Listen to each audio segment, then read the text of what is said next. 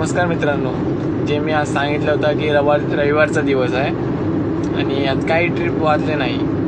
पण झालं असं आहे की 2 वाजता एक ट्रिप लागली मला 30 किलोमीटरची कल्याणहून कुशुंबे गाव. कुशुंबे गाव म्हणजे आमने आणि भिवंडीच्या मध्ये आहे गाव कुशुंबे गाव.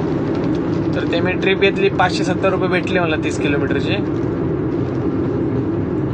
आता झाला असं आहे की माझा तर नेटवर्क गेला तिथं. तितके काय म्हणजे जे फिरायला आले होते, छत्रपती शिवाजी महाराजांचा काही एक असेल काय ना काय आतमध्ये किल्ला वगैरे होता, पण लोकांना बुकिंग पण होत नव्हती, करायला येत पण नव्हतं, नेटवर्क नव्हतं ना. तर एक मला तर बुकिंग भेटतच नव्हती. तर एक आला, मला बोलला गौरीपाड्याला जायचं, तर मी 30 किलोमीटर त्याला 550 रुपयाला सोडलो. नाहीतर आजचा दिवस तर वायाच गेला असता. त्या बुकिंगनुसार खाली यावं लागला असता, बुकिंग नव्हती म्हणून. आणि तिथून मला पडली इंटरसिटी खपोलीची आतमध्ये 20 किलोमीटर. आणि उशीर झाला, इथंच 10 वाजले खपोलीमध्ये. तर आता रिटर्न ट्रिप तर भेटणार नाही. चला मग कर्जत नेरल ते वांगणी ते बदलापूर ते कल्याण, खालीच एमटीच चाललो.